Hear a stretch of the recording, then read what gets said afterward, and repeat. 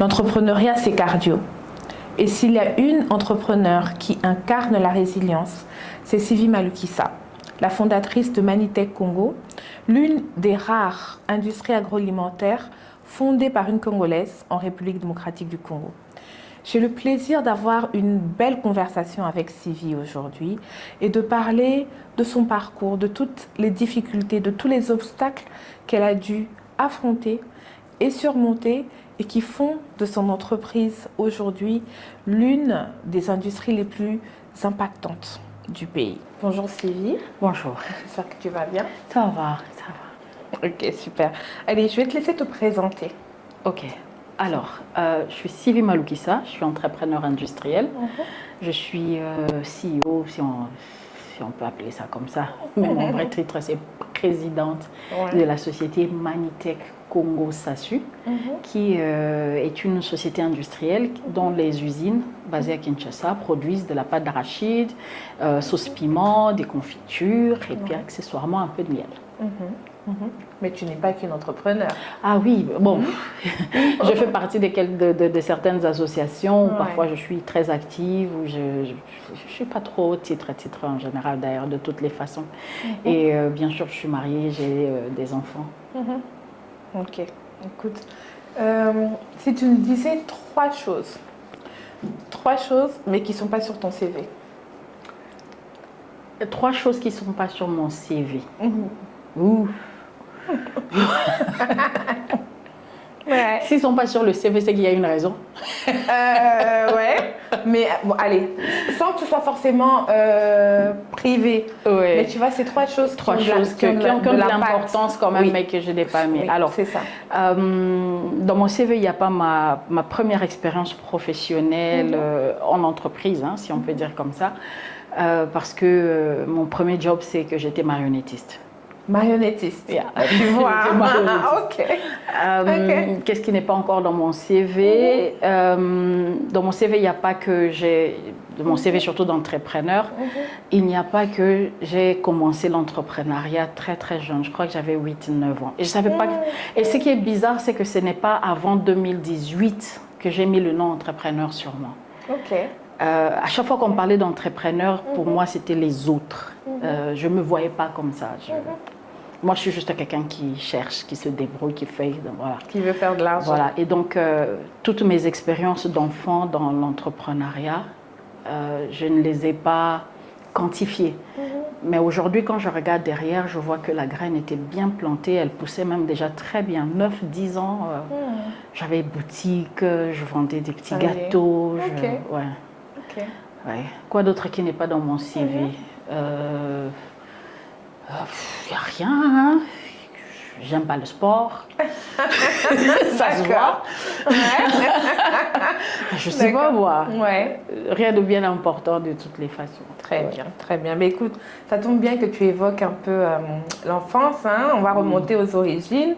Alors, la Sylvie enfant, tu nous en parles? Un petit virus. Carrément. Ouais, un petit virus. Très jeune, je crois vers 8-9 ans en question, on m'a élue la fille la plus moche du quartier. C'est très mauvais de faire ça. Hein. Dans des concours, les enfants sont censés tous gagner. Mais moi, on m'a fait échouer. Et ça a forgé deux choses. Une chose positive et une chose négative. La chose négative, c'est que je suis restée quelqu'un de très pas sûr de moi pendant très longtemps. J'avais très peur de prendre des décisions, très peur de sortir quelque part, très peur de réclamer ce qui pouvait être à moi. J'étais certes la fille la plus intelligente de l'école, mais je marchais derrière les murs. Je rasais les murs parce que je n'étais pas sûre que je devais. Je suis devenue directrice de ressources humaines. Tenez-vous bien, 7 ans après être sortie de l'université, alors que j'ai étudié localement, je n'ai même pas étudié les ressources humaines. J'avais juste décidé d'être DRH. J'ai étudié, j'ai lu, pas aller à l'école, j'ai lu, je me suis exercée. Et 7 ans après l'université, j'étais directrice des ressources humaines dans une multinationale. Mais le syndrome de l'imposteur était plus grand que jamais. Et ça, c'est mauvais. Et quand tu remontes, c'est parce que quand j'étais petite, on m'avait dit que je ne valais pas. Okay? La deuxième chose, mais qui a été très bien, je trouve, c'est qu'à 8-9 ans, tu as une petite fille qui dit « that's it ». Comme de toutes les façons, je ne vais jamais gagner de l'argent parce que je suis jolie. Ok. Je dois investir là. Ouais. Et donc, on a une enfant à 8-9 ans qui s'exerçait à comment trouver mon propre argent, comment être une femme indépendante. Il n'y avait pas un projet. D'ailleurs, on se moquait de moi dans ma famille en disant que celle-là, si on l'épouse, en tout cas, on donne for free, gratuit, on donne même des cadeaux au mari. Parce que la go, elle ne veut pas se marier, elle n'a pas de plan. Le seul plan qu'elle a, c'est carrière, je vais aller, je vais faire. On me trouvait même que je faisais un peu trop et que je rêvais trop. Mais c'est parce que mon obsession, c'était je réussirais par moi-même et jamais par un homme. Deux choses, deux extrêmes à cause d'un incident. Je pense que les petites filles ne doivent pas vivre ça, sincèrement. Ouais. D'accord. Franchement, c'est vrai que c'est des expériences très dures. Et après, c'est toute une vie, toute mon enfance autour de ça, du mal à jouer avec les autres enfants, surtout les autres filles. Je jouais avec les garçons surtout, qui me toléraient, parce que de toute façon, quand tu es la plus moche, tu es un peu comme un mec. Donc, j'étais tolérée par les garçons, j'étais leur hôtesse. On m'appelait d'ailleurs d'un petit nom garçon et tout, donc voilà quoi. Mais quand même, je me rappelle une enfance de quelqu'un qui parlait trop, qui posait trop de questions, une enfant qui regardait le journal télévisé et qui faisait le résumé à papa ou à maman s'ils ont raté l'édition du journal télévisé. T'inquiète pas, j'ai regardé pour toi, je vais te refaire. Et je me rappelle, je faisais Chantal Kanimbo, je prenais la pause. Je fais la pause et je donne le journal et tout. Et je discutais parfois politique avec les adultes. Les amis de papa, de maman, et ils aimaient ça, de voir un enfant analyser la situation de l'apartheid, analyser la guerre en Irak, et voilà, ils aimaient ça et tout, ils trouvaient que voilà. Et c'est ça qui a bercé mon enfance, beaucoup de lectures, des livres, et la chanson française, les vieilles chansons françaises, complètement déphasées. Donc, tu parlais de rap, de R&B, j'étais pas là-bas. Moi là-bas c'était les Joe Dassin, les Dalida, Mireille Mathieu. Donc vraiment la vieille chanson française. Et là on parle d'une enfant de 10 ans, 11 ans, 12 ans. Ok. Et sur la route évidemment, il y avait beaucoup de musique. Je chantais énormément. Je chantais beaucoup. Ma vie c'était de la musique pour moi. Si on pouvait tous être dans une comédie musicale, ça serait génial. Donc la chorale à 6 ans, j'ai chanté dans une chorale de 6 ans à je crois 23-24 ans, presque toute ma jeunesse, et j'ai toujours été choriste. Bref, c'est un peu ça mon enfance. Beaucoup de rêves, beaucoup de volonté, mais on était... Ma mère n'aime pas que je le dise, mais je le dis, on était pauvres. D'accord. On était pauvres, oh là, on était pauvres, on n'avait rien, on n'avait pas de chaussures, on n'avait pas de babouche. Tu sais, quand on parle des gens qui n'ont pas de chaussures, hein, tu penses que ce sont des gens qui ont une chaussure. On n'avait pas de chaussures. D'accord. Genre, quand tu as une paire de chaussures, elle peut te durer 5 ans. Tu la portes quand elle ne te va pas, et puis tu la portes juste quand ton pied te dit pardon, pardon. Et puis tu commences à aller pieds nus, tu arrives quelque part, tu mets quand même la chaussure, ça fait mal. Mais tu es obligé de... Tu es obligé. Dès que tu sors de là, tu enlèves. C'est là maintenant que tu peux laisser la chaussure. De réparer une chaussure en plastique. Ok? Mais donc tout ça de dire, I'm gonna make it in life. Je serai quelqu'un. Je vais réussir ma vie. Je serai entrepreneur. Je vais avoir une usine, surtout à faire d'usine là quand j'ai fait sortir là. Déjà après toi à cet âge-là, C'était vers 15-16 ans comme ça que je vais avoir une usine agroalimentaire.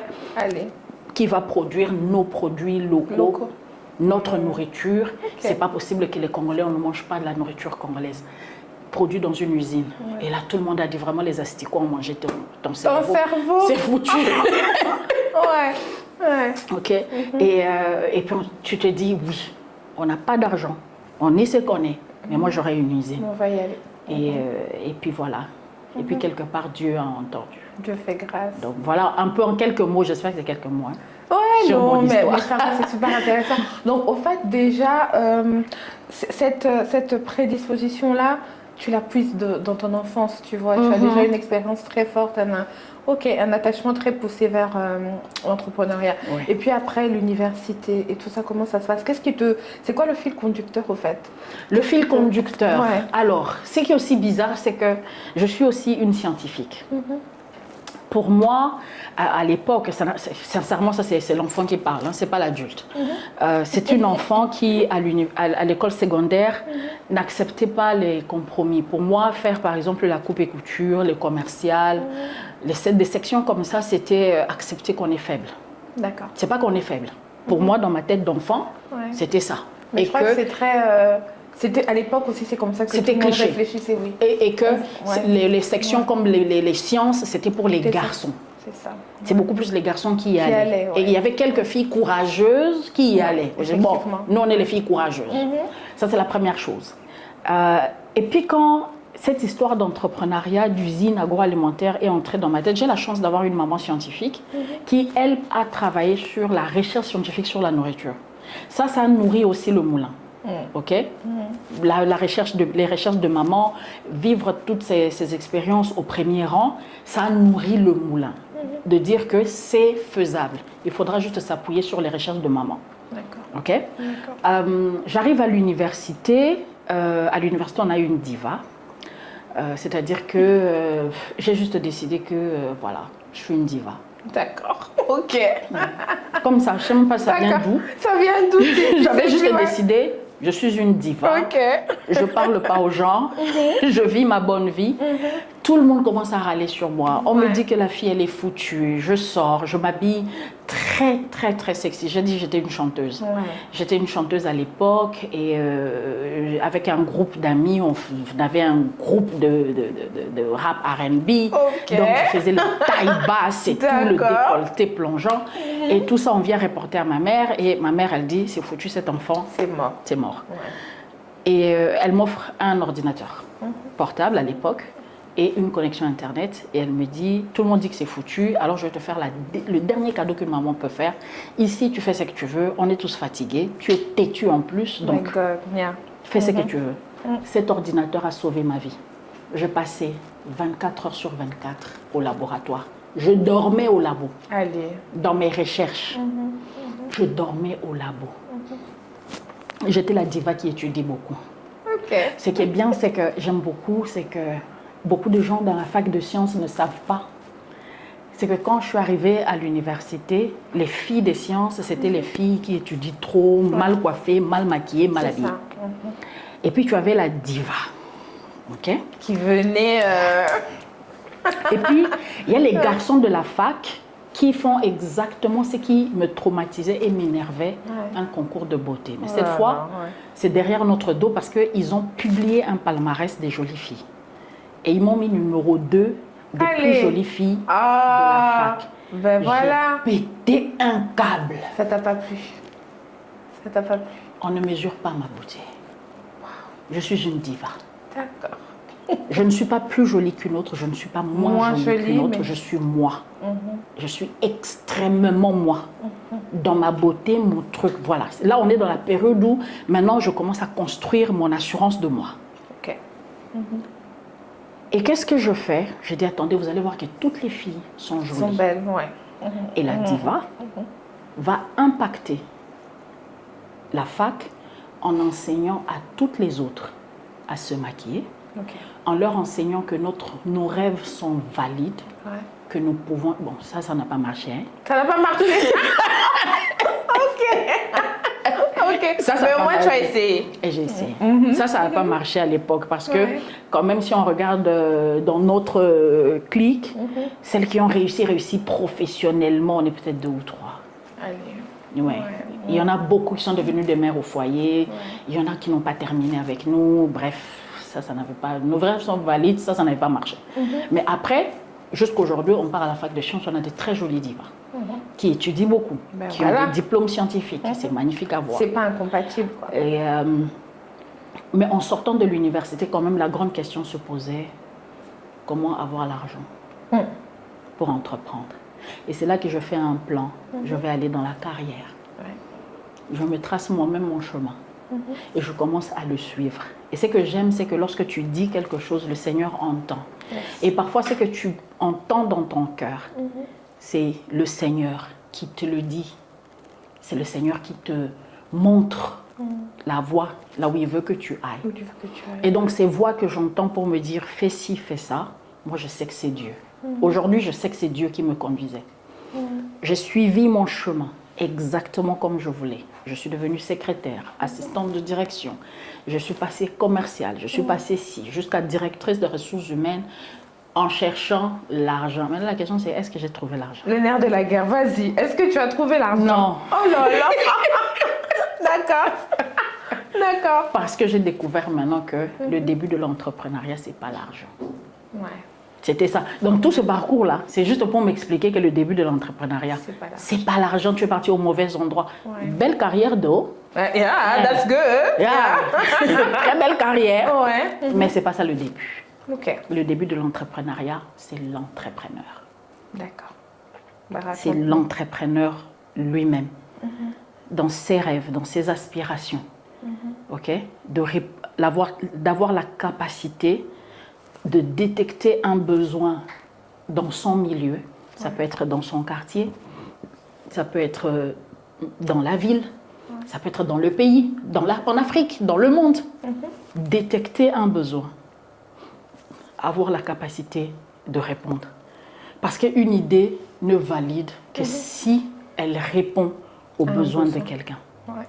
Et c'est là que tout commence. Même sans argent, mais lorsqu'on a la bonne idée, on a la bonne approche, l'argent vient. Depuis que j'ai découvert ça, je ne cours plus après l'argent. L'argent pour je suis assise dans mon bureau, l'argent vient. C'est-à-dire que l'argent vient, on m'appelle. Allô, c'est Madame Sylvie, c'est l'organisation telle, est-ce qu'on peut vous voir? Oui, il faut venir me voir. Ils vont venir, on va parler. Voilà. C'est comme ça que je suis entrée dans plusieurs trucs, gauche, droite. Et j'ai pu avoir l'argent, finalement, pour construire mon usine. Ce n'est pas l'emploi qui m'a donné cet argent. D'accord. Donc, alors, à l'époque, tu as une belle carrière. Une professionnelle qui est reconnue, la renommée. J'étais pas mal dans mon milieu. Ça fonctionnait très bien. Et même financièrement aussi, ça va. Oui, j'étais bien payée. C'était bien, c'était cool. J'avais l'argent pour aller en vacances. Mais alors, qu'est-ce qui se passe? Qu'est-ce qui fait que tu switches? À un moment donné, le Seigneur dit, bon, c'est pas pour faire joli que je mets les rêves dans les cœurs des gens. Et le Seigneur dit, cet enfant-là est trop têtu. Elle est trop à l'aise. Elle est trop à l'aise dans son affaire de travail. Et puis, petit entrepreneur à gauche, conférence là-bas, tu viens, tu te montres, machin, rendez-vous, tu es là. Et puis après, tu passes ton temps au travail. Ça, c'est pas être un entrepreneur. Tu n'arriveras jamais à monter une entreprise comme ça. C'est vrai qu'il y a des gens qui ont monté leurs entreprises en étant dans l'emploi. Faut pas apprendre mes échecs pour les vérités vraies. Ok? Chacun. Oui, tu partages ton expérience. Pour moi, c'était juste impossible. Je devais monter une usine agroalimentaire et ça ne se monte pas assis dans le bureau de quelqu'un. Il faut être dans l'usine. Et donc, à un moment donné, honnêtement, j'ai été retirée du milieu de l'emploi violemment par le Seigneur. Ok. Raconte. Il faut que tu je vivais ma bonne vie. Ouais. Je suis venue le matin au travail. Et mon boss vient me voir et me dit, t'es virée. J'ai fait quoi? Oh, t'as fait beaucoup de choses. J'ai fait quoi exactement? Me raconte une longue histoire. Je lui dis en tout cas, je suis HR. Ok? Je sais comment on calcule le décompte final. Et renvoi abusif, je vais me sucrer sur vous. Je rentre chez moi en pleurant. Je me calme. La nuit, je dors. Et la nuit, dans ma tristesse, j'entends clairement la voix du Seigneur qui me dit, tu es un entrepreneur. C'est moi qui ai fait ça. Tu ne poursuivras pas cette entreprise. Waouh. Ah, tu l'as même pas poursuivi? Non, mon mari a pété un câble. Non. Selon l'évaluation, je gagnais dans les 80 000 $. De quoi lancer mon entreprise. Attends, mais ça, c'est le capital. Et ça, c'est après avoir travaillé chez eux quelque chose comme 4 mois ou 5 mois seulement. Non.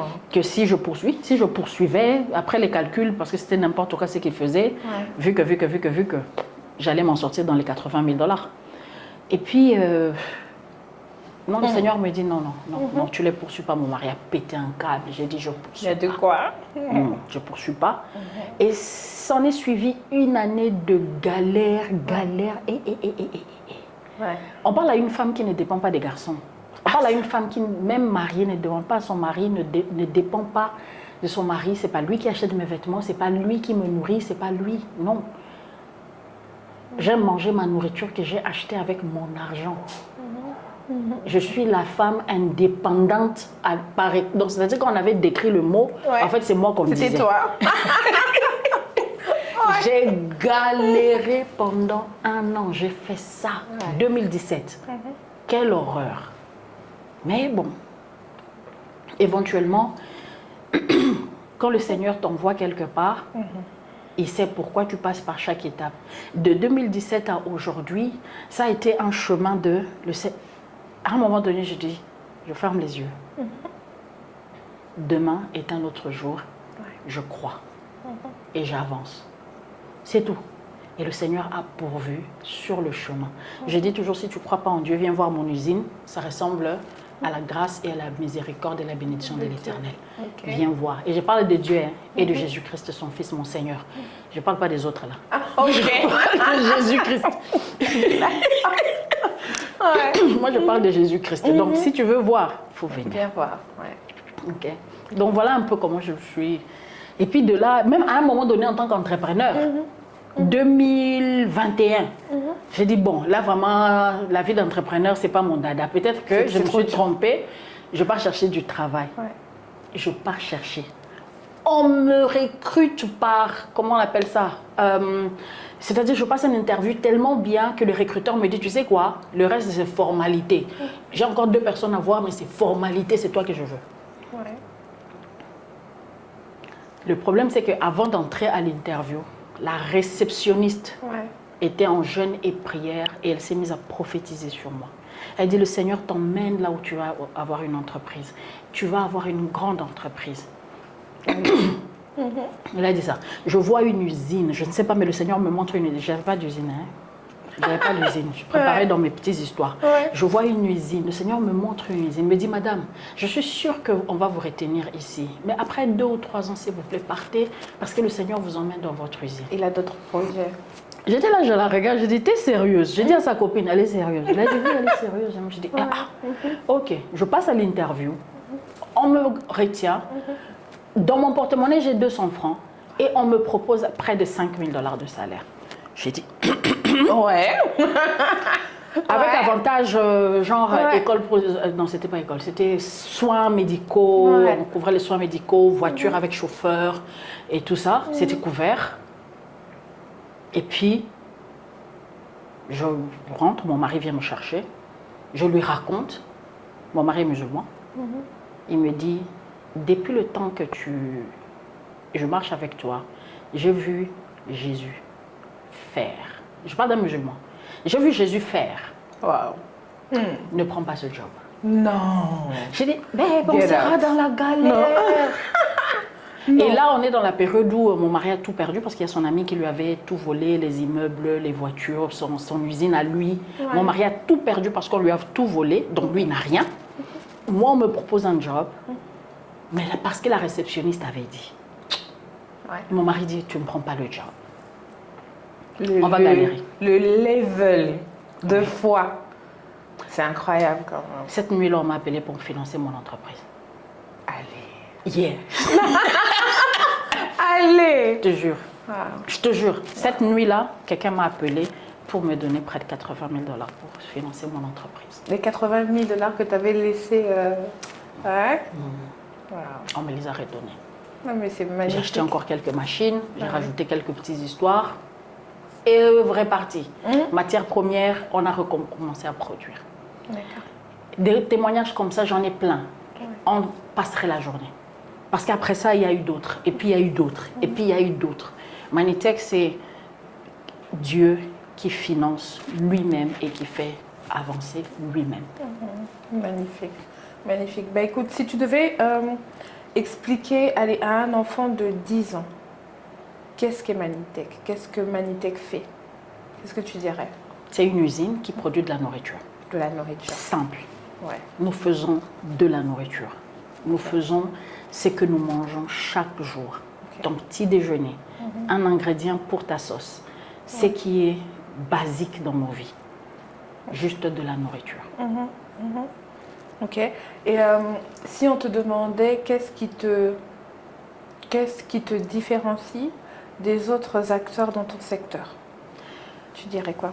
Ce que j'aime avec notre secteur, c'est que les théories marketing, honnêtement parlant, c'est du superflu. Okay. Simplement parce que la plupart des acteurs dans la nourriture, d'ailleurs, on ne les connaît pas, on connaît que les produits alimentaires. C'est ça. Et les produits alimentaires ont cet avantage, c'est qu'on en a besoin chaque jour. Et tout le monde en a besoin. Il faut juste avoir sa niche, son level. La qualité que nous produisons, c'est pour un certain nombre level de personnes.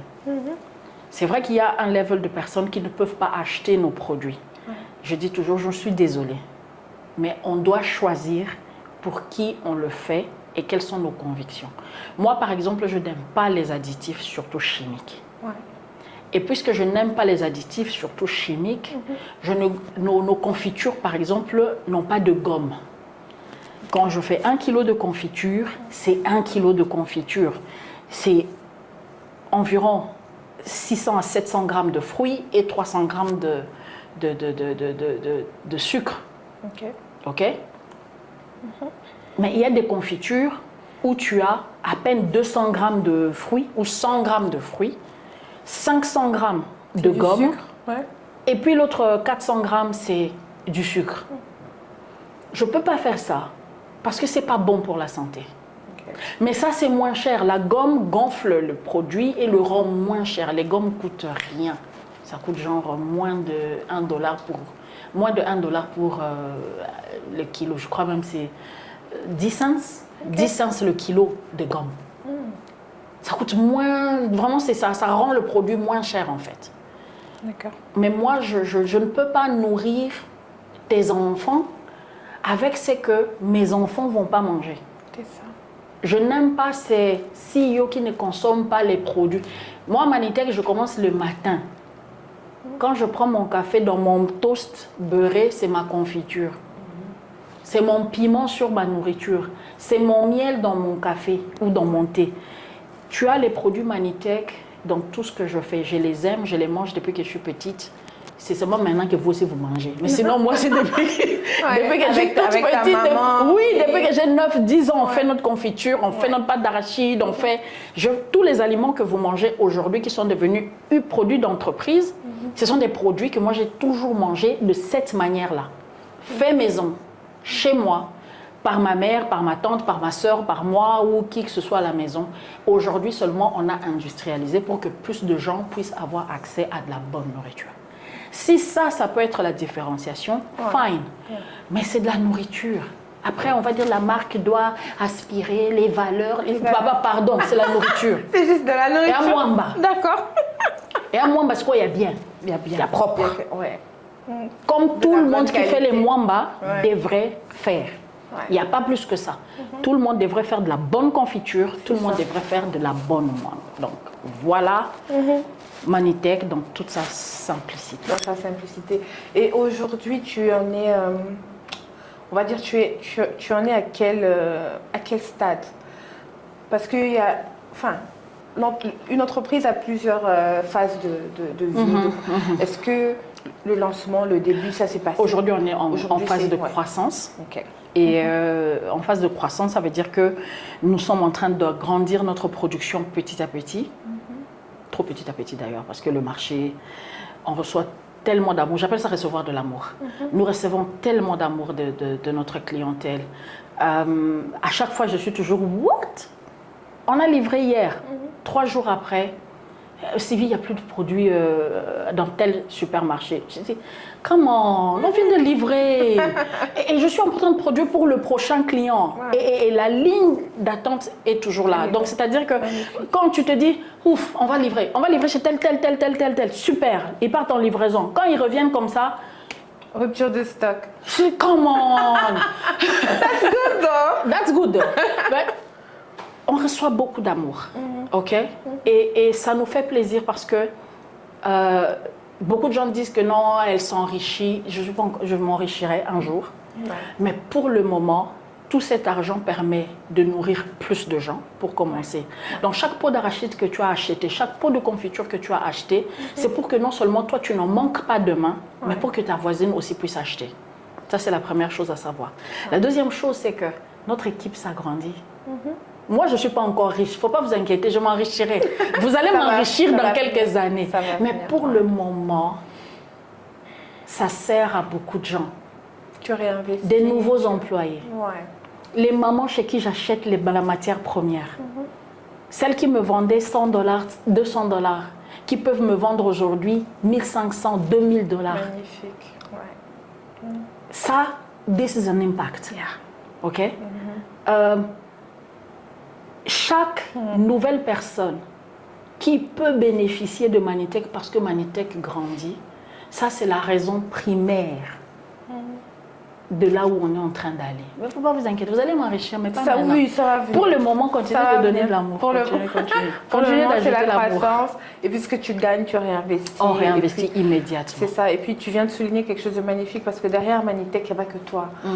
Sylvie s'enrichit, non, il n'y a pas que Sylvie. Il y a une équipe derrière. Ouais. Mais ainsi toutes ces mamans-là. Et l'agriculture, c'est difficile. Oui. C'est difficile. Les marges sont vraiment minimes, mais tu permets de faire tourner la chaîne et ça, ça c'est magnifique. Ok. Et certaines de ces mamans, on a commencé avec elles demi-filet, demi-sac, 10 kilos, 20 kilos. Et aujourd'hui, quand je pars, je prends 10 sacs. Okay? J'ai grandi avec elles. Et ça, c'est beau à voir. Ouais. Oui, mais il faudrait que tu m'emmènes une fois les voir. Ce serait super intéressant comme expérience. Ok. Écoute, si tu devais partager ta plus grosse échec, ta plus grosse leçon depuis que tu as lancé Manitech, ce serait quoi? Pardon, tout le monde qui regarde. Où est la caméra? Ça, il faut regarder les gens dans les yeux. D'accord. Je vous regarde droit dans les yeux. Pardon, il faut même zoomer. Lisez avant de signer. Les gars, et là, il s'en libanda. Oh là.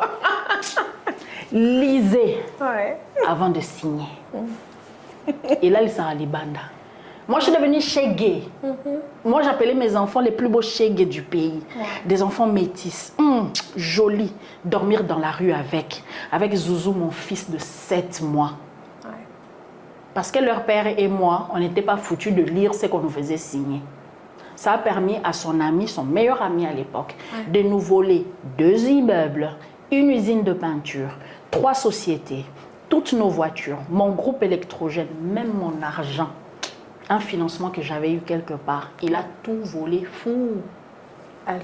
Il est à Kinshasa, assis comme un roi. J'ai pleuré jusqu'à... J'ai mis ça dans les réseaux sociaux. Les gars, avant de signer là, lis.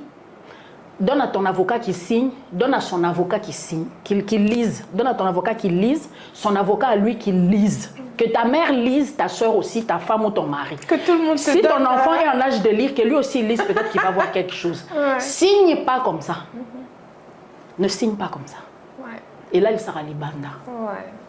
Ça, c'est la plus grosse bêtise. Je viens de passer 6 ans de ma vie à pleurer chaque jour. J'avais une vie, on n'était pas riche avec mon mari. On avait un bon revenu. On avait une usine qui tournait, une usine qui appartenait à son père avant lui, que nous avons hérité, qui a peint le Stade de Martyrs, qui a peint toutes les banques ici, les grandes sociétés. C'est une usine qui faisait de la peinture premium qu'on nous a volé comme ça. Et on se retrouve sans où habiter, sans voiture,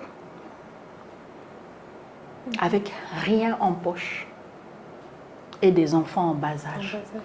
Un bébé de 7 mois, une petite fille de 4 ans et une autre de 7 ans. Lisez. Lisez. Faites lire vos contrats. Utilisez un avocat. Utilisez un 2e œil. Un 3e s'il faut, surtout si la décision sera critique. Analysez bien. regardez le pour et le contre de chaque chose que vous signez. Ouais. Après, cette leçon m'a servi parce que j'ai trouvé de la force dedans. Okay. La force de me battre, la force de rester debout, la force de rester en face des gens puissants. Ça, c'est l'avantage de tomber bas. Ouais. Tu peux plus. On ne dit pas Cabri mort. Est-ce qu'il peut mourir encore? Est-ce qu'il peut mourir encore? Cabri est déjà décédé. Mais c'est ça. Pardon, tu vas me terminer. Et moi là même, quand tu vas me manger, je suis comme caillou. C'est-à-dire que tu prends caillou, tu mets au feu, tu crois que ça va ramollir. Ça va devenir seulement chaud. Ouais. Et ça va te faire mal à la bouche et au ventre. C'est tout. Moi, on ne me mange pas comme ça. C'est ça. Le gars, j'étais son cauchemar. Son pire cauchemar. Même si je pleurais jusqu'à un. Mais j'ai eu la force de rester debout. C'était une clique des gens puissants. Ils avaient et l'argent, et l'influence, et tout. Ce sont des noms que je ne peux pas citer en public. C'est ça. Mais des noms qui, partout où tu pars, dès qu'on entend ce nom-là, on te ferme la porte. On te ferme la porte et tu restes là. Ah, les gars, pardon, il faut lire avant de signer. Eh ben, ok, super. Et tu vois, quand on a une entreprise, on se retrouve à faire plein de choses et c'est même pas forcément ton core business. Oui. C'est être un CEO. Oui. On appelle ça être un CEO. C'est ça. Et parfois, Chief Everything Officer. Donc, c'est lui qui fait tout. Voilà. C'est ça, c'est être CEO. Surtout au début. Mais aujourd'hui, avec Manitech, si tu devais vraiment, on va dire, identifier l'activité, ton core business, ce qui te rapporte le plus de valeur. Je vais t'expliquer pourquoi. Parce que c'est important que les entrepreneurs qui nous suivent sachent. Tu vois, il y a plein de tâches.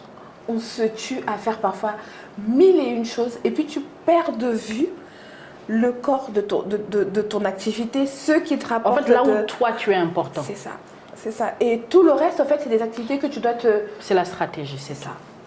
Ouais. Arrange-toi pour être le maître stratège. Tu dois être le conducteur, le bon conducteur. Et ça, c'est une compétence en elle-même.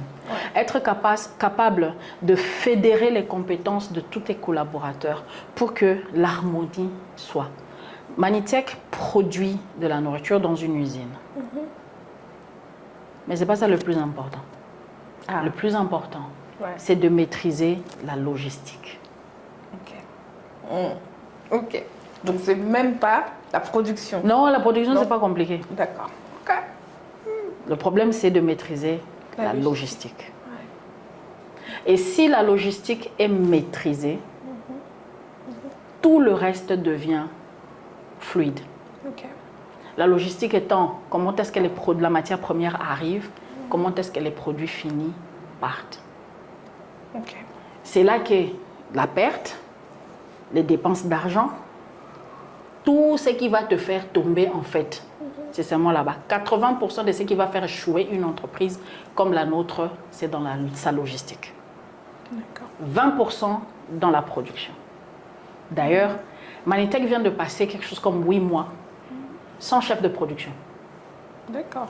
Il n'y a pas un chef dans l'usine. J'ai essayé de recruter, mais mon ancien chef de production me manque trop. S'il regarde l'émission, il va savoir. Il faut qu'il revienne. J'ai dit non, mon gars, I love you so much. Please come back. D'accord. Come back, please, I love you. J'espère qu'il va t'écouter. J'espère qu'il va voir. Il est très curieux, il regarde beaucoup. Je suis sûre qu'il va voir et il se reconnaîtra que de lui je parle. Non, mon chef de production est parti. Je n'arrive pas à le remplacer. Je suis honnête. Je n'arrive pas à trouver quelqu'un comme lui. Et depuis 8 mois, il n'y a pas un chef de production à l'intérieur. Mais parce que nous gérons tellement bien notre logistique, la production a suivi. Je rends grâce à Dieu d'ailleurs parce qu'en perdant mon chef de production, ça m'a permis de découvrir un autre talent qui se cachait dans l'usine. C'est mon assistant. Mon assistant qui petit à petit a commencé à prendre la place, la relève. Sauf que lui, il était beaucoup plus avec moi dans la stratégie. Mais après, il a pris la place dans l'usine. Et ça, c'est quelque chose que je n'avais pas. Et là, d'ailleurs, en tant qu'entrepreneur, les coups durs que tu reçois, En tout cas, si tu n'as pas le deuxième œil pour voir le bien dans ça, tu passes à côté. Parce que si mon chef de production n'était pas parti, je ne me serais pas rendu compte que mon assistant, en plus d'être un très bon élève stratège, est un autre conducteur. Je peux partir, il va gérer. Il gère et la production, et la livraison, et l'approvisionnement, et le marketing. Et ça, c'est bien. C'est un dirigeant. Et ça, je ne savais pas. J'avais juste un assistant. Et c'est par manque de quelqu'un dans l'usine que je me suis rendu compte que il avait les capacités. Il a les capacités. Et donc, voilà. Le Seigneur ne t'arrache pas tout. Il te reste toujours quelque chose. Et ce quelque chose, parfois, a besoin que quelque chose bouge pour que tu découvres en fait, ce que j'ai là, ce n'est pas un morceau de bois, c'est un diamant. Non, mais c'est vrai. C'est vrai. Je pense aussi que tout échec, toute difficulté, au fait, renferme une leçon. Quelque chose de positif que tu peux... Oui, il y a toujours quelque chose de bien dedans. Et dans notre métier, d'ailleurs pour tout entrepreneur, avoir la capacité de détecter dans son équipe qui peut prendre un rôle et le conduire comme toi-même est un avantage. Et ça te permet, pour revenir dans ta question du départ, ça te permet de focaliser ton attention sur la stratégie au-dessus pendant que tu as une bonne équipe qui s'occupe des opérations. Et puis à long terme, au fait, je ne sais pas, tu me diras ce que tu en penses, mais l'objectif, c'est quand même que la machine, elle puisse tourner sans que tu moi. sois là ou pas. C'est quand même ça le... Quand je vais acheter mon livre, là maintenant, c'est quand vous allez m'enrichir. Là maintenant, c'est quand vous allez m'enrichir dans quelques années. Pour le moment, c'est pour vous. Pour le moment, c'est pour vous. Chaque pot que tu achètes, c'est pour que ta voisine aussi achète. Quand vous allez me rendre riche là, ça va me permettre maintenant, moi, de partir, m'installer aux Maldives. À l'année. Vivre ta belle vie. Oui. Loin des bonnes bagarres que j'ai eues ici et tout. Mais plus sérieusement, oui, il faut former, parce qu'une entreprise n'est pas appelée à s'arrêter avec moi. Après moi, il y aura toujours l'entreprise. Il y aura des investisseurs qui vont mettre leur argent, donc un système rodé pour que 200 ans, 300 ans après nous, on mange encore de la pâte d'arachide de Manitec comme nous buvons du Coca-Cola aujourd'hui. C'est ça. 200 ans, 300 ans après. Comme nous portons toujours des sacs Hermès 100 ans après. On ne se bat même pour les acheter. Exact. Donc, préparer la relève, préparer l'entreprise pour le après-moi, ça reste aussi une stratégie très importante. Ok, super. Et est-ce que tu peux nous dire... nous donner 3 leçons avec le recul. 3 choses que tu aurais voulu savoir avant de te lancer. Tu vois, 3 choses ça t'aurait peut-être fait gagner du temps, de l'argent. L'emploi ne va pas t'aider. Là, tu es en train de me... Non, cherche pas un emploi. Si tu es un entrepreneur, tu as une bonne idée. Je parle des entrepreneurs. Je ne parle pas les entrepreneurs des titres. Je suis un jeune entrepreneur. Ce n'est pas un titre. C'est un fait. Je parle des gens qui ont une idée qui peut aider et pour laquelle les gens sont prêts à payer. Ok, si tu as ça, please, ne cherche pas un emploi. Commence à construire une entreprise. Parce que la construction d'une entreprise, c'est au-delà de ce qu'on voit. Beaucoup de gens, je donne un exemple, beaucoup de gens pensent que dès que tu as de l'argent, tu construis l'usine et puis ça marche. Non, la vraie vie va venir. D'ailleurs, s'il y en a qui me suivent sur TikTok, et si vous ne me suivez pas, il faut suivre. S'il y en a qui me suivent sur TikTok, une de mes vidéos, je dis dans ma vidéo, lorsque tu as pas avoir du lait, c'est dur d'être obligé de demander à sa sœur, de demander à ses copines, les gars, pardon, envoyez même du lait. Demain matin, il n'y aura pas de lait. Ça fait mal. Je souhaite à personne. Commence maintenant, que ces gens-là ne sont pas là. Une autre grande leçon, c'est signe après avoir lu. Celle-là, on ne va pas l'oublier. Hein? Lis, pardon, il faut lire avant de signer. Ça aussi, c'est très important. La troisième chose que je vois avec du recul aujourd'hui, l'entrepreneuriat n'est pas un conte de fées. La vraie vie, c'est beaucoup plus un film de guerre. Ça peut même devenir un film d'horreur. Ça peut même virer au film d'horreur. Parce que toi, tu as l'impression que oui, je vais être un entrepreneur, je suis une femme, on va m'applaudir. C'est sexy tout ça. Oui, j'avais vu le level up de Makutano. Il y avait même la première dame qui a donné un trophée. Et je me vois, non. C'est pas ça. C'était cette année. Et c'était la fin de l'année. Fin de l'année passée, je suis sélectionnée par la Rabobank comme une des femmes qui veulent plébisciter. Et ils me donnent le trophée de la femme résiliente. Bravo, hein? N'est-ce pas, bravo? Bravo, oui. Et puis je rentre avec. Mais oui. Et puis je dis pourquoi je suis la femme la plus résiliente. Et je vois mon cauchemar dans lequel j'ai été jusqu'à aujourd'hui. Ce n'est qu'un trophée. Les gens ont vu comment je l'ai pris. On m'a applaudi. Les gens ont vu mon bouquet de fleurs. C'est bien. Mais le temps passé dans ce que j'ai passé, là, les situations dans lesquelles j'étais pour qu'on me donne ce trophée-là, je te promets que je n'ai même pas envie de se... C'est-à-dire que si tu me dis, on enlève toutes les circonstances qui ont fait que tu sois résiliente, et puis tu n'auras pas de trophée, je vais dire oui. J'achète, Oui, pardon, il faut enlever. C'est-à-dire, non, je n'ai pas besoin de trophée. Tu me fais penser, il y avait une vidéo sur les réseaux sociaux où le gars, il priait et disait, non Seigneur, cette année, pardon, enlève-moi sur ta liste de warriors. Des warriors. Non. I want a soft life. Non. Pas d'épreuves, pas de... Non, je ne veux pas. Je ne veux pas les trophées. Je ne veux pas qu'on m'applaudisse. Vous pouvez garder pour vous. Et tu sais, je dis toujours, si Joseph de la Bible savait tout ce qu'il fallait traverser pour qu'il devienne le premier ministre en Égypte, il aurait dit, I'm not buying. Non, pardon, est-ce que je peux rester garder les moutons de mon père? Tranquillement. Tranquillement, faut m'enlever. C'est-à-dire que le chemin pour arriver à ce que les autres voient, où on t'applaudit, où on te truc, c'est tellement dur que même l'applaudissement là que vous voyez, que vous enviez, il y en a beaucoup d'entre nous qui vont dire je n'en veux pas. Mais c'est parce que, est-ce qu'on a le choix? On n'a pas le choix. Non. Je donne un exemple pour clôturer et pour montrer les situations que je traverse.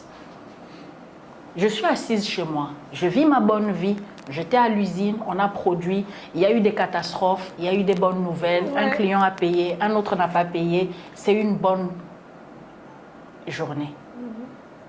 Et le soir, je reçois un message, je suis convoquée à l'inspectorat judiciaire, entre guillemets, un magistrat a ouvert un dossier sur moi parce que j'aurais escroqué le pays.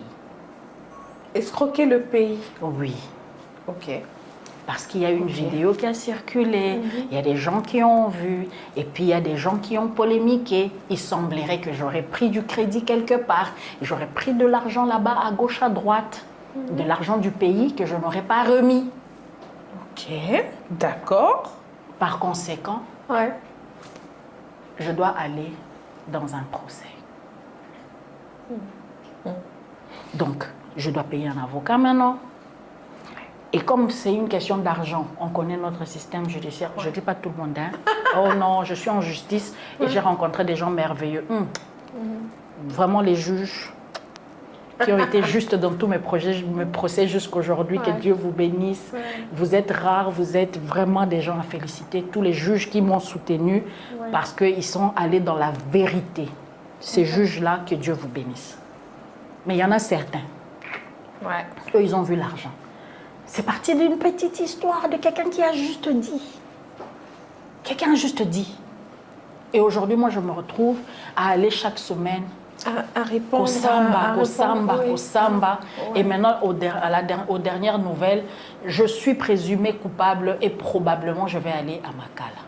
Je te jure. Oh, ne me regarde pas arrête. comme ça. Je te jure. J'attends seulement que soit j'irai à Makala, soit on va me dire combien je dois payer. Pour ne pas aller à Makala. Ouais, ça.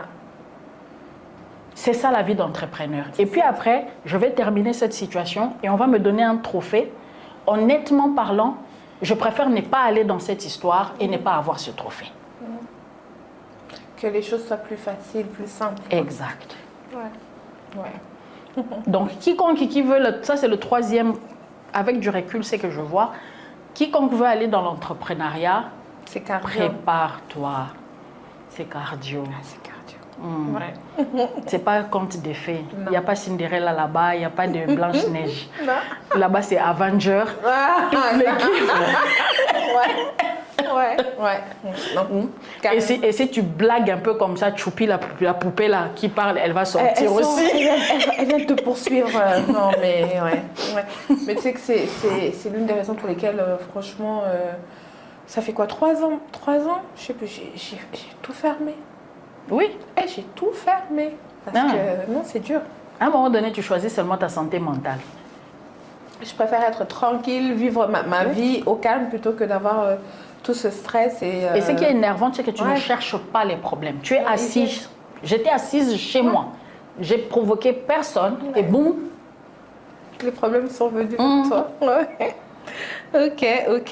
Ben, est-ce que tu peux identifier justement, tu viens de donner plusieurs exemples, une croyance, tu vois, tout le monde, enfin ce que tout le monde croit sur l'entrepreneuriat et qui est faux. Que tout le monde qui a une entreprise a de l'argent. Ouais. Ça, c'est le plus grand mensonge. Donc, c'est-à-dire qu'il y a des gens qui veulent être entrepreneurs en se disant, si je suis entrepreneur, j'aurai l'argent. Bienvenue dans le club des Mpiakers. C'est même souvent le contraire. Ouais. Bienvenue dans le club. Ouais. Manitech vaut beaucoup aujourd'hui. Je ne vais même plus dire combien ça vaut parce que... Ah non, nous on veut les chiffres, Sylvie. Non, nous on veut les chiffres. Beaucoup d'argent. Il faut que les jeunes filles, nos jeunes sœurs qui te suivent se disent non. Moi Manitech, aussi je vais aller dans l'agroalimentaire. Non, Manitech vaut beaucoup d'argent. Manitech, ces 3 dernières années, a bien grandi. Ok? Et notre chiffre d'affaires est pas mal. Ok? Mais moi, je suis toujours fauchée. C'est ça la réalité de l'entrepreneuriat. C'est-à-dire que lorsqu'on a un projet et qu'on sait exactement ce qu'on veut faire, un entrepreneur sérieux ne peut pas être riche s'il n'a pas atteint les objectifs de sa vision. Ma vision, c'est de nourrir notre peuple avec de la nourriture congolaise. J'ai dit, c'est pas compliqué. Il y a un mwamba. C'est-à-dire, il y a un mwamba, mais il est propre. Mais ça bien. C'est tout, c'est pas compliqué. Ça n'a aucun mwamba, mais il est propre. Tu peux manger les yeux fermés, tu ne tomberas pas malade. Parce qu'il est propre. Ok? Et ça, tant qu'il y a encore des gens qui ne peuvent pas avoir, tant qu'on aura rupture de stock après 2 jours, tant qu'il y a encore des coins, des supermarchés, des villes qui ne sont pas desservies, je ne vois pas pourquoi moi je vais acheter une voiture qui coûte cher, acheter une maison. Aileen, tu me donnes 100 000 $ maintenant, il ne faut pas t'inquiéter. C'est une nouvelle ligne de production qui apparaît. Tu la mets dans ton business. Automatiquement. J'ai eu de l'argent dans ce business-là qui n'entrait dans le cadre d'aucun financement officiel. C'est des gens qui me donnent l'argent. Tu sais quoi, je t'aime bien. Prends l'argent. Je te soutiens. Je te soutiens. Prends. On aime ce genre 100 000 $, 50 000 $. Oui, c'est de l'argent que je prends. Je pouvais acheter une voiture. On ne va même pas me demander, ça vient d'où, tu as fait quoi. Bon, mon mari, il a confiance en moi. J'ai un mari. Ah non, il faut qu'on en parle. Donc tu as assis là comme ça. Tu as assis là comme ça, il y a quelqu'un qui donne à ta femme 100 000 $. Et puis elle te dit qu'elle ne s'était pas déshabillée. Non. non, mais on n'en parle pas assez de ce genre d'hommes qui soutiennent leurs femmes et qui sont... Allez, on va vraiment dire un élément central aussi. Oui. Ça te permet de faire ce que tu as à faire, d'être exact. Ils sont si je peux dire, la plaque tournante de tout succès. C'est ça. Il suffit que l'homme ne soit pas coopératif. T'es foutu. Ça ne marchera jamais. Tu dois soit divorcer, soit renoncer à toi. C'est ça. Et aujourd'hui, tant que moi, je n'ai pas monté mon usine qui va nourrir tout le monde, qui va atteindre les objectifs de ma vision, de mon rêve là. Ouais. Quand j'étais petite fille et que je disais que moi, je ferais la nourriture Comme dans Joseph. ce pays. Hein? Tant que je ne suis pas là, il ne faut pas t'inquiéter. Je serai toujours dans des petites voitures comme ça qu'on appelle ça mes ketch. Hein. Je serai toujours dans mes ketch. Ouais. Je vais toujours porter ma papa. Hein. C'est toujours ma soeur qui va toujours m'envoyer mes perruques. Parce qu'elle en a marre de te voir sortir. Je n'ai pas le temps d'acheter des perruques à $200. Si tu ne m'achètes pas, vous là mes soeurs, si vous ne m'achetez pas, je ne porte pas. Ouais. C'est mes soeurs qui achètent, qui envoient. Non, Yassivi, quand même, tu parles devant les gens, il faut que tu sois un peu bien. C'est eux qui... Voilà. C'est ma tante qui m'a acheté ça. Pour que je sois un peu bien. Merci, Tata. Oui. Donc, voilà. Ouais. Et c'est très important d'avoir aussi une famille qui te soutient. Oui. Ouais. C'est très important. Ouais. Pour mon cas, ma mère, mes 2 frères, ma sœur, sont très... Ma sœur, elle part dans un supermarché, il n'y a pas les produits Manitech, elle les propose. Les produits Manitech sont mal positionnés. Elle se fâche. Ah ouais. Vous allez changer le rayon. Ça doit être visible. Elle fait comme moi, elle arrange les produits, elle nettoie. Mon frère fait pareil. Mon frère part à l'école de ses enfants et dit aux autres parents d'acheter ça. Ça c'est la bonne part d'acheter ça. Ça. Donc, et au-delà de ça, c'est prendre ma défense. Quand il y a un problème, mes frères utilisent leur réseau pour me défendre, pour me couvrir. C'est important. Un mari qui te couvre, une famille qui te soutient. Un entourage. Nous, on est venus en 2021, on a tout perdu avec l'ami de mon mari qui avait tout pris, comme j'ai dit. Mais est-ce que tu sais comment on a mangé? Les enfants ont étudié jusqu'en 2023. L'entourage. Ma soeur préparait. Ma mère envoyait de l'argent. Les amis envoyaient du lait, du sucre, du riz. Et ce n'est pas parce qu'ils ne savaient pas que j'avais eu... Pendant cette période-là, j'ai eu le financement de Copapa d'un PME, 84 000 $. J'ai eu un financement de 1 $, 80 000 $. J'ai eu un financement de quelqu'un d'autre, 200 000 $. Ma famille, ils sont au courant. Ils savent que j'ai 200 000 $. Mais ils savent que les 200 000 $ ne vont jamais devenir un grain de riz dans ma maison. Ma mère même dit toujours, celle-là, c'est une excuse. Mais vraiment? Non, je n'abuse pas. Ma mère, ma mère a toujours dit, vous ne connaissez pas Sylvie. Ouais. Mais ça... Elle a reçu 200 000 $. Elle a annoncé, maman, tu sais pas, il y a quelqu'un qui m'a donné. C'est bien. C'est comment pour le chèque alors? Tu dois faire les provisions de la viande. Sylvie, tu peux pas mettre 200 $ dedans? Non, c'est pour acheter l'usine. Et parce que je me sacrifie et que tout le monde voit que je me sacrifie, qu'est-ce qu'ils font? Ils sont là comme mon backup. Ils s'assurent que mes enfants ont à manger. Ils s'assurent que ma maison ne manque de rien. Ma bonne a un salaire. Ok? La voiture, ma voiture tombe en panne, on paye le réparateur. Pourquoi? Parce que on sait que je n'abuse pas, je ne joue pas, que mon rêve est tellement grand que même les 200 000 $, c'est trop petit. Et quand tu viens dans mon usine 6 mois après, tu vois les machines, tu dis, ah, ça, c'est l'argent que tu avais eu. Ce n'est pas devenu des sorties en boîte, ce n'est pas devenu des bijoux, c'est pas... Il y a ce côté où on m'a fait confiance par ma famille. Et je trouve que c'est très important d'avoir un combo comme ça autour de soi. Un mari qui soutient, une famille, des amis qui font bloc derrière et toi, tu fais monter. Dans quelques années, quand Manitech sera une très grande usine ou une très grande chaîne de production agroalimentaire, certes, on dira c'est Sylvie qui a réussi, mais je peux vous garantir, on est nombreux dans cette affaire.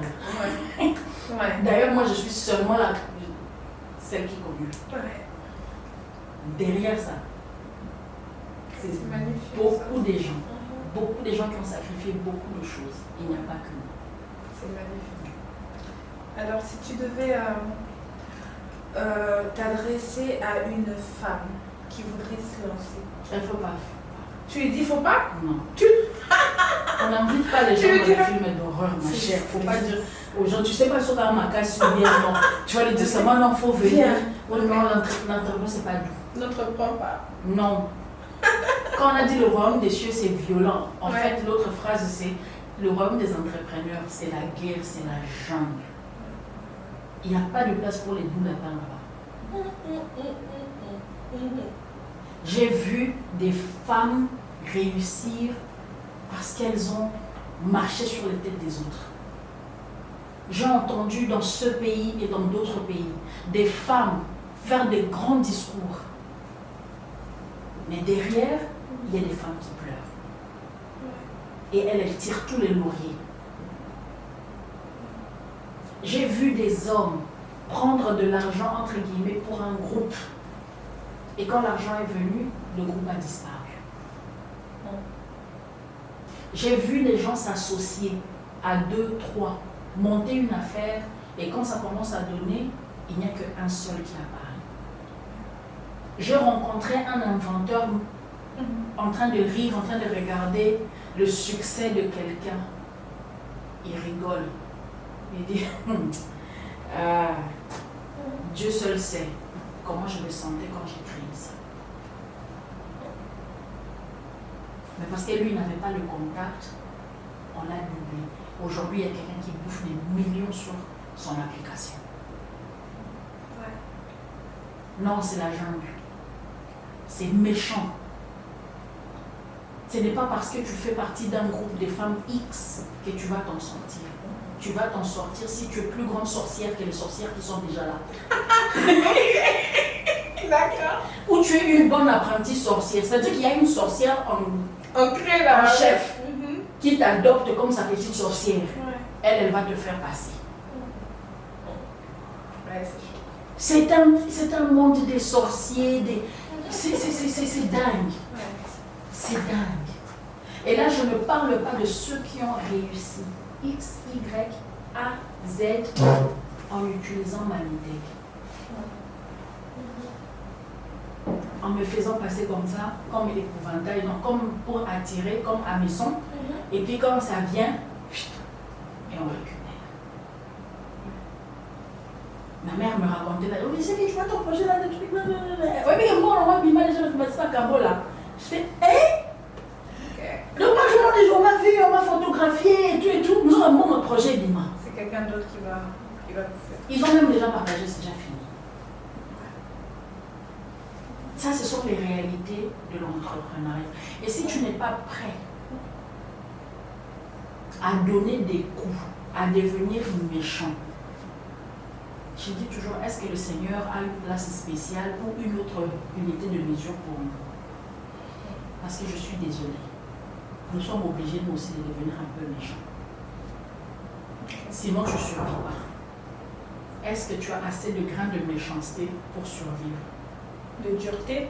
De dureté. Un employé qui se lève et te vole en une journée $6 000, toute ta recette de la semaine ou de la journée. Pouf, parti. Tu fais comment? On a même footage, vidéo, CCTV d'un supermarché où il est parti encaisser. Simplement parce que par erreur, le comptable du supermarché n'avait pas été prévenu qu'il l'a quitté. Et pourtant, nous, on leur avait écrit. Quand on a écrit, le gérant a vu, il n'a pas partagé à l'équipe que celui-ci ne peut pas. Et le gars l'a appelé en disant, la facture de Manitech est prête. Et il est parti, il a encaissé l'argent. Si tu n'es pas prêt à encaisser ce genre de choses, un employé qui joue à l'apprenti sorcier sur tes machines, qu'une machine que tu as achetée $25 000 a fini en bifina, ça fait beaucoup. C'est possible, $25 000. Est-ce que tu es prêt à encaisser ce genre de choses? C'est un peu fou, je crois. Nos cousins de l'État, ceux qui aiment venir saisir, sceller les compagnies, tu es prêt à ce qu'on ferme chez toi? est-ce que tu pourras supporter ça?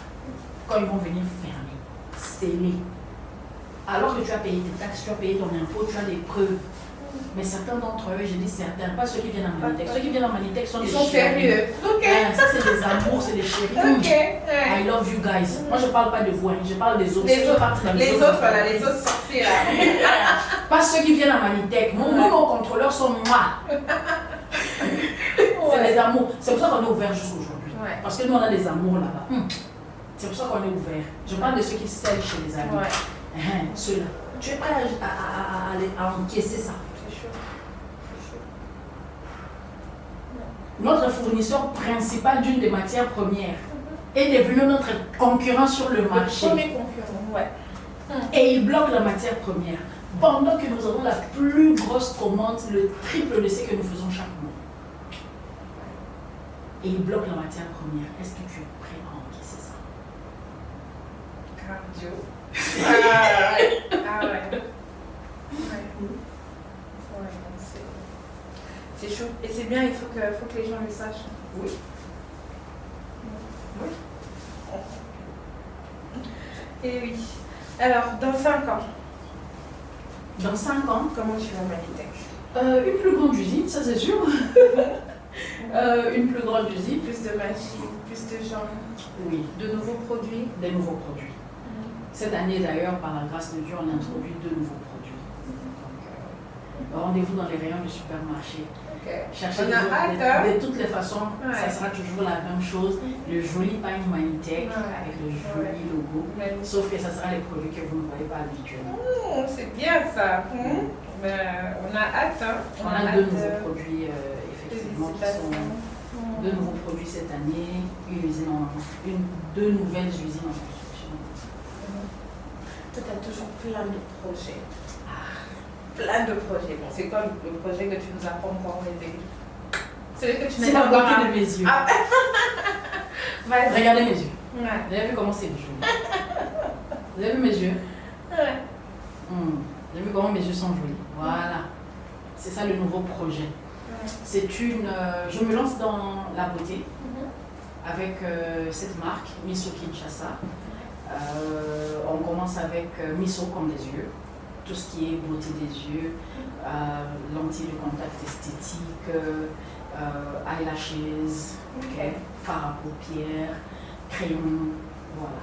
Tu sais, ça me fait penser à la petite fille à qui on avait dit qu'elle était la plus moche du quartier. Oui, ça c'est une revanche. C'est une belle revanche. Oui. En fait, c'est parce que j'ai compris que aucune femme n'est moche. Elle a juste un mauvais make-up artiste. C'est ça. Non, mais c'est vrai. Aucune femme n'est moche. Tu n'as juste pas un bon make-up artiste. Du moment que tu as un bon make-up artiste, ça peut être toi-même. Parce que moi aujourd'hui, je me maquille moi-même. J'ai appris à me maquiller. Au début, c'était pour me supporter moi-même parce que le tu es la plus moche était quand même resté. Et je me suis dit, quand je regarde mes photos, mais non, j'étais jolie, c'était n'importe quoi. Non, c'était méchant, c'est tout. C'était méchant. Non, j'étais jolie. Méchant, c'est tout. Je vais même t'envoyer une photo de moi. Oui, vas-y. Tu peux me mettre à l'écran. On va la publier, cette photo. Une jolie petite fille. Oui. J'avais pas de cheveux. Non, c'était juste méchant. Et puis j'ai appris à me maquiller, j'ai appris à prendre soin de moi, à me mettre en valeur. Et maintenant, aujourd'hui, je me lance dans la beauté parce que toutes les femmes sont belles. C'est juste une question d'accessoires. C'est juste une question d'accessoires. Un visage parfait n'existe pas. Il y en a qui sont plus jeunes. D'ailleurs, moi je dis toujours la beauté est un défaut. En fait, la beauté, ça c'est moi, c'est pas le scientifique, c'est moi. La beauté et la laideur extrême, ces 2 extrêmes, ce sont des erreurs de la nature. Parce que la perfection n'existe pas, normalement. Et donc, parfois, par erreur, la nature fabrique quelqu'un qui est une erreur et tout est parfait. Ou alors, il y a une erreur et rien n'est parfait. Donc, c'est parti, ça part dans tous les sens. Alors, tu as d'un côté quelqu'un d'extrêmement beau et quelqu'un d'extrêmement laid. Mais dans les 2 cas, ce sont des extrêmes et c'est juste 0,5% de la population. Dans les 2 cas. La plupart de nous tous, 90% de la population mondiale, on est comme ça. C'est-à-dire que tu as les yeux comme ils sont et par rapport à la forme de tes yeux, tu peux choisir les lentilles qui vont avec ton teint, le tracé de crayon qui va avec la forme de tes yeux, ton teint que tu vas mettre d'une certaine manière, le fond de teint, le rouge à lèvres, tout ce que tu vas mettre pour ajuster et avoir des traits harmonieux. Et le pire, c'est quoi? Avec le temps, les critères de beauté changent. À un moment donné, le sourcil parfait, c'était celui qui ressemblait à un fil. Le tout fin, là, oui. Et puis à un moment donné, c'était devenu, il fallait avoir des touffes là, comme ça, comme Red dans Angry Birds. On a tous fait ça, en plus, c'est grave. Il fallait avoir des trucs là, comme ça. Ouais. Maintenant, c'est être proche du naturel. On ne sait pas ce que ça sera dans 2 ans, dans 3 ans. Le tracé du truc, les pommettes hautes. Et puis après, on dit que ce n'est plus les pommettes hautes, c'est plus les joues un peu dodues. Alors du coup, il faut mettre un peu de blush pour que ça fasse bonne sang. Bref, les critères de beauté changent. Même si tu étais moche l'année passée, il ne faut pas t'inquiéter. Dans 2 ans, tu seras dans le trend des gens qui sont beaux. Donc, fine. Et pour moi, me lancer dans la beauté, c'est vraiment la petite fille. Honnêtement, c'est la petite fille à qui on avait dit qu'elle n'est pas jolie, qui s'est penche. Tout le monde va devenir joli maintenant. Voilà. Tout le monde sera joli, bien. Voilà. On ne va plus dire à quelqu'un qu'elle est moche. D'accord. Super. Écoute, c'était un plaisir de te voir. Très grand plaisir d'être Alors, ici. un mot pour conclure. Qu'est-ce que tu dirais par exemple à toutes les autres femmes entrepreneurs ou qui voudraient, qui ne peuvent pas, toutes celles qui sont en train de te suivre en ce moment, qui sont peut-être en train de traverser des difficultés, tu sais ce que c'est? 3 choses. 1. Il faut consommer les produits Manitech dans les supermarchés. C'est disponible. Ok, ça c'est la première chose. Deuxième chose, il faut nous suivre sur les réseaux sociaux, sur toutes les pages de Sylvie Malukisa, les pages de Manitech Congo et les pages de Misso Kinshasa. La troisième chose qui est aussi importante, c'est l'entrepreneuriat, la carrière. Ça n'a pas vraiment de sens, d'importance ce que tu fais, du moment que tu es capable de te nourrir toi-même, du moment que tu es capable d'apporter de la valeur dans ton milieu, du moment que tu es capable d'être une personne qui inspire, une personne qui accompagne, une personne qui conseille, une personne qui est une valeur ajoutée pour quelqu'un. Après, être entrepreneur, être dans la carrière, il faut être utile, il faut être quelqu'un de bien. La seule gloire que nous avons, c'est d'avoir été quelqu'un qui a impacté quelqu'un quelque part. C'est la seule gloire. Et je suis désolée d'être macabre. À la fin de la journée, on mourra tous un jour. Alors stresse pas. Ne stresse pas. On mourra. On va partir, puis c'est passé, et puis voilà. Merci Sylvie. Merci de m'avoir invité.